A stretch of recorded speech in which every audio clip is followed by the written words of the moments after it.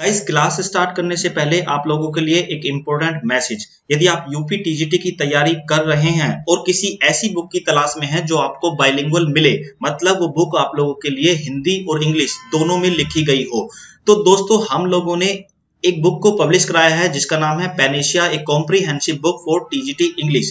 ये एक लिटरेचर की बुक है। इसके अंदर आपको हिंदी और इंग्लिश दोनों में मटेरियल मिलेगा। ये बुक आपको फिलहाल फ्लिपकार्ट पर मिलेगी, लेकिन कुछ दिन बाद ये आप लोगों को अमेजोन पर भी मिलनी स्टार्ट हो जाएगी। ध्यान रखें कि एक लिटरेचर की बुक है और हिंदी और इंग्लिश दोनों में लिखी गई है। दोस्तों, आज के इस लेक्चर में हम लोग डिस्कस करने वाले हैं एक पोयम को जिसका नाम है टू द स्काईलार्क, और इस पोयम को लिखा है विलियम वर्ड्सवर्थ ने। इस लेक्चर में हम टू द स्काईलार्क को अच्छी तरह से समझने की कोशिश करेंगे। मैं इसके आप लोगों को की फैक्ट्स बताऊंगा, साथ ही आप लोगों को लाइन बाय लाइन एक्सप्लेनेशन भी इसकी समझाता हुआ आगे बढ़ूंगा। देखिए, इस पोयम के अंदर आपको दो बर्ड्स का नाम सुनने के लिए मिलेगा। पहली तो स्काईलार्क है और दूसरी है नाइटिंगेल। अधिकतर जो पोएट ने बात की है वो हमसे स्काईलार्क के बारे में ही की है। तो सबसे पहले हम बात करते हैं इसके की फैक्ट्स की। तो सबसे पहला की फैक्ट है इसका कि विलियम वर्ड्सवर्थ ने इस पोयम को कंपोज किया था 1825 में। ये चीज आप लोग ध्यान रखना कि अगर आपसे एग्जाम में इसकी रिटन डेट या कंपोज डेट पूछी जाती है तो आप लोगों को 1825 इसका आंसर देना है। और अगर आपसे पब्लिश ईयर के बारे में पूछा जाए तो आप लोगों को 1827 इसका आंसर देना है, ठीक है। क्योंकि जो विलियम वर्ड्सवर्थ हैं, इनका एक पोइट्री कलेक्शन आया था 1807 में जिसका नाम था पोएम्स इन 2 वॉल्यूम्स। इस वॉल्यूम के अंदर विलियम वर्ड्सवर्थ की काफी अच्छी अच्छी पोएम्स जो हैं इंक्लूड की गई थी। लेकिन टू द स्काईलार्क को कोई जल्दी से सोच नहीं पाता है कि 1827 में विलियम वर्ड्सवर्थ ने कम की होगी, इसलिए इसकी पब्लिकेशन ईयर आप लोगों से एग्जाम में पूछ ली जाती है, राइट। अगला फैक्ट है इसका कि हम इस पोएम के अंदर किस चीज को डिस्कस करेंगे। हम डिस्कस करने वाले हैं स्काईलार्क बर्ड के कैरेक्टरिस्टिक्स को डिस्कस करने वाले हैं इस पोएम के अंदर। तो ये रहे इसके की फैक्ट्स आप लोगों के सामने। अब बात करते हैं हम लोग इसके टेक्स्ट की। आप लोगों के सामने टेक्स्ट है आसान लैंग्वेज में। धीरे धीरे मैं आप लोगों को इसे समझाता हुआ आगे बढ़ूंगा। आप लोगों की स्क्रीन पर ऊपर स्काईलार्क बर्ड है, आप इसे देख सकते हैं, और इसी को सोचकर आप लोगों को इस टेक्स्ट को समझना है। तो शुरू करते हैं इस टेक्स्ट को समझना। देखिए, सबसे पहले है ethereal minstrel pilgrim of the sky. इस शब्द का मतलब है अनअर्थली। जो एथरियल है इसका मतलब है अनअर्थली, और मिनिस्ट्रल का मतलब है यहां पर सिंगर। तो पोएट जो हैं इस बर्ड को क्या कहते हैं कि तुम एक ऐसी सिंगर हो, अनअर्थली हो, ठीक है, जो अनअर्थली है।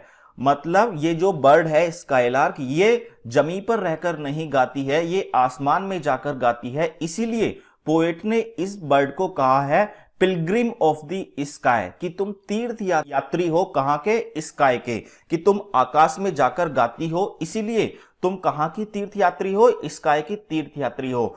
डोस्ट thou despise the earth where cares abound. देखिए, यहां पर कुछ ओल्ड इंग्लिश के शब्द इस्तेमाल हुए हैं।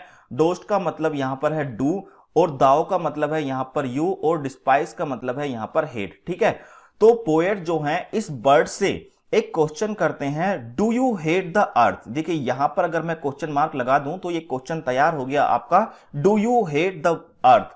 तो पोएट इस बर्ड से कहते हैं, क्या तुम इस धरती को से नफरत करती हो? वेयर, जहां पर, केयर्स का मतलब है बहुत ज्यादा सफरिंग्स होना, ठीक है, दुख होना। तो जहां पर बहुत ज्यादा दुख है, अबाउंड का मतलब है बहुत ज्यादा मात्रा में। तो पोएट इस धरती को क्या कहना चाहते हैं कि यहां पर बहुत ज्यादा मात्रा में दुख है, इसीलिए इस बर्ड से पूछ रहे हैं कि क्या तुम इस धरती को जो है नफरत करती हो, जो तुम स्काई में जाकर गाती हो। और वाइल द विंग्स एस्पायर, तुम्हारे जो विंग्स हैं, तुम्हारे जो पर हैं जिनसे तुम ऊपर उड़ती हो, वो क्या इच्छा करते हैं कि तुम्हें और ऊंचाई पर आसमान में ले जाएं। Are heart and eye both with thy nest upon the dewy ground. देखिए, यहां पर साफ साफ कहते हैं पोएट की हर्ट और आई, तुम्हारे ये हर्ट, तुम्हारा ये हर्ट जो है, तुम्हारी जो आंखें हैं, ये कहां पर रहती हैं? तुम्हारे घोंसले पर रहती हैं। और तुम्हारा घोंसला कहां पर है? इस धरती पर है। तुम बेशक आसमान में ऊंचाइयों पर उड़ती रहती हो, लेकिन तुम्हारी आंखें और तुम्हारा दिल जो है, तुम्हारी निगाहें और तुम्हारा दिल जो है वो तुम्हारे घोंसले पर ही रहता है। The nest which thou canst drop into at will, और तुम जो है कितनी भी ऊंचाई पे चली जाओ, तुम अपने घोंसले से, अपनी इच्छा से, इस घोंसले से अपनी निगाहों को नहीं हटाना चाहती, क्योंकि जितना प्रिय तुम्हारे लिए आकाश में उड़ना है, शायद उतना ही प्रिय तुम्हारे लिए ये धरती पर रहने वाला तुम्हारा घोंसला है। तुम दोनों ही चीजों से बराबर लगाव करती हो। Those quivering wings compose that music still. देखिए, क्यूवरिंग का मतलब होता है जो पंख बर्ड्स ऊपर नीचे करते हैं, उनसे कहते हैं पोएट कि जब तुम ये पर अपने ऊपर नीचे करती हो तो ये क्या करते हैं, कोई गाना कंपोज करते हैं और उस गाने को ऊपर जाकर तुम आसमान में गाती हो। आई होप ये स्टैंजा आप लोगों को अच्छी तरह से समझ में आ गया होगा। बढ़ते हैं आगे। देखिए, ये है next stanza. To the last point of vision and beyond mount daring warbler.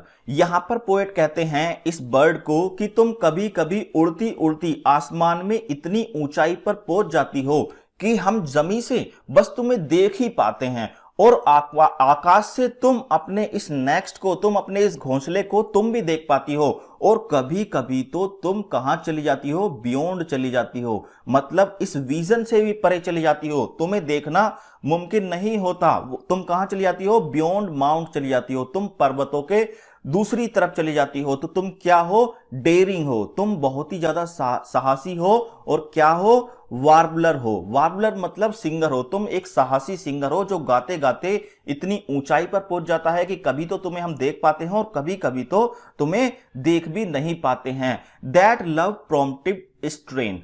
यहां पर प्रॉम्प्टेड का मतलब है इंस्पायर्ड होना, और स्ट्रेन का मतलब है सॉन्ग। तो तुम्हारा जो सॉन्ग है ना, वो इंस्पायर्ड होता है किस चीज से, लव से, प्यार से। इंस्पिरेशन तुम्हें मिलती है इस गाने को गाने की।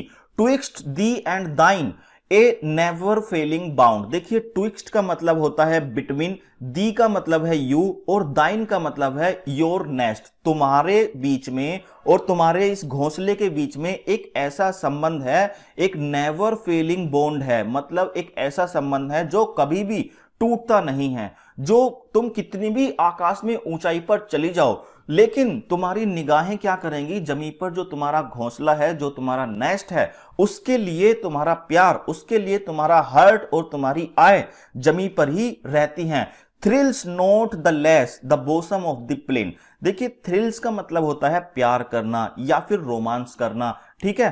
नोट द लेस, यहां पर दो शब्द नेगेटिव इस्तेमाल हुए हैं, एक लेस और एक नोट।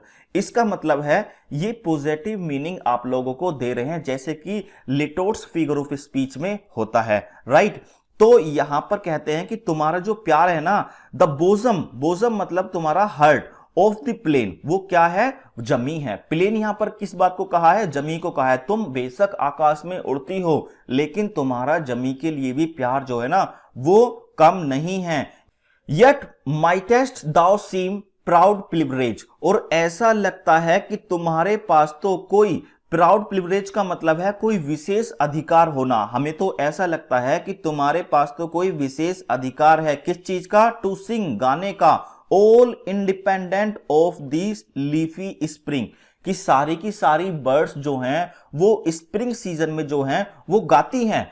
तुम भी वहां पर स्प्रिंग सीजन में गाती हो, लेकिन ऐसा लगता है कि तुम्हारे पास तो एक प्राउड प्रिविलेज है, एक स्पेशल अधिकार है कि तुम किसी भी मौसम में जब आकाश में उड़ती हो तो उड़ते समय तुम्हारे पर जो हैं कोई ना कोई गाना कंपोज कर ही देते हैं, जिसकी वजह से तुम गाने को गाने लगती हो आकाश में उड़कर, चाहे वो कोई भी मौसम हो। कुछ बर्ड्स आपने देखा होगा ऐसी होती हैं कि वो बसंत ऋतु आती है तभी गाती हैं, लेकिन स्काईलार्क ऐसी बर्ड नहीं है। ये जब भी आकाश में उड़ती है तो ऐसा महसूस होता है कि इसके पंख जो है ना, वो उड़ान के साथ ही कोई ना कोई गाना कंपोज कर रहे हैं, जिसको ये स्काईलार्क बर्ड गा रही है। आई होप ये स्टैंजा भी आप लोगों को समझ में आ गया है। बढ़ते हैं आगे।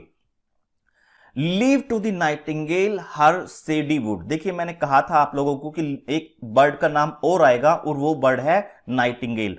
तो पोएट यहां पर कहते हैं लीव मतलब छोड़ना, किसको छोड़ना? द नाइटिंगेल को छोड़ना। लेकिन यहां पर इसका मतलब है पोएट नाइटिंगेल से कहते हैं कि तुम जो है ना छोड़ दो, नाइटिंगेल से कहते हैं तुम छोड़ दो हर सीडी वुड। ये नाइटिंगेल जो रहती है घने जंगलों में रहती है या फिर किसी अंधेरी जगह में अपना घोंसला बनाती हैं। तो पोएट इस नाइटिंगेल से कहते हैं कि तुम भी स्काईलार्क बर्ड की तरह ये अपनी जो सेडी वुड है, ये घने जंगलों में जो घर है, इसको छोड़ो, बाहर निकलो और गाना गाओ। लेकिन जो स्काईलार्क बर्ड है वो तो गाना गाती है, लेकिन नाइटिंगेल जो है ये अपने घोंसले में छिपकर अंधेरे में ही गाना गाती है। ये बर्ड ऐसी है। तो ये कहते हैं पोएट कि नाइटिंगेल से कि तुम भी अपने इस घोंसले से बाहर आओ जो अंधेरे में छुपा हुआ है। A privacy of glorious light is thine. अब फिर से एक बार पोएट आ जाते हैं इस स्काईलार्क बर्ड पर और वो कहते हैं कि दिन का जो प्रकाश है, दिन की जो ग्लोरी है, उसका प्रकाश है, उस पर तो किसकी प्राइवेसी है, उस पर एक तरह से किसका अधिकार है? वो है स्काईलार्क बर्ड का। इस दाइन का मतलब है कि कौन है ये? स्काईलार्क बर्ड की यहां पर बात की गई है। Whence thou dost pour upon the world a flood of harmony with instinct more divine। और इन दो लाइनों का मतलब है कि जब ये स्काईलार्क बर्ड जो है आसमान में उड़ती है तो ये क्या पोर करती है, क्या नीचे की तरफ बरसाती है कि इस संसार में एक फ्लड, एक बाढ़ की तरह अपने गाने को, अपने मधुर संगीत को, उसकी हार्मनी को, एक डिवाइन शक्ति को क्या करती है? आकाश में उड़कर बारिश की तरह बरसाती है। बारिश की तरह भी वो कितनी मात्रा में बरसाती है? जैसे फ्लड आ गई हो, जैसे कोई बाढ़ आ गई हो। मतलब ये अपना मधुर संगीत आसमान में उड़कर, बहुत ऊंचाई पर उड़कर वहां से गाती है, जिसकी आवाज इस धरती पर आसानी से सुनी जा सकती है। और वो संगीत ऐसा होता है कि मानो कोई एक डिवाइन सॉन्ग की बौछार हो रही हो, एक बाढ़ आ गई हो। टाइप ऑफ द वॉइस, देखिए यहां पर कहा गया है टाइप ऑफ द वॉइस, जिस तरह से जो बुद्धिमान लोग होते हैं, हुसोर, जिनके विचार बहुत ही ऊंचे हो जाते हैं, बट नेवर रोम, लेकिन वो कभी यहां से वहां भटकते नहीं हैं, ना ही उनके विचारों को हम भटका सकते हैं। जो बुद्धिमान लोग होते हैं उनके विचार बहुत ऊंचे होते हैं, हम चाहें भी तो उनके विचारों को भटका नहीं सकते, उनको उनके रास्ते से मिसगाइड नहीं कर सकते। तो ऐसा ही वर्ड्सवर्थ यहां पर कहते हैं इस बर्ड के बारे में, true to the kindred point of heaven and home. तुम इसी तरह से ट्रू हो, तुम इसी तरह से सच्ची हो। किसके लिए? किस संबंध में? किंड्रेड का यहां पर मतलब है संबंध। किस संबंध में? हेवन के संबंध में और होम के संबंध में। हेवन का मतलब है स्काई और होम का मतलब है यहां पर नेस्ट। जो संबंध इस चिड़िया का उड़ते समय किससे है? स्काई से है, क्योंकि स्काई में जाकर ये गाना गाती है। धरती पे स्काईलार्क बर्ड नहीं गाती है, तो वो स्काई में जाती है गाना गाने के लिए। लेकिन धरती से भी वो अपना संबंध नहीं तोड़ती, क्योंकि उसका जो नेस्ट है ना, उसका जो घर है वो इस जमी पर है। तो इन दोनों से वो समान संबंध बना के रखती है, दोनों के लिए ही उसका प्यार है। आई होप आप लोगों को ये पोएम अच्छी तरह से समझ में आई होगी। मिलते हैं अगले लेक्चर में, तब तक के लिए जय हिंद।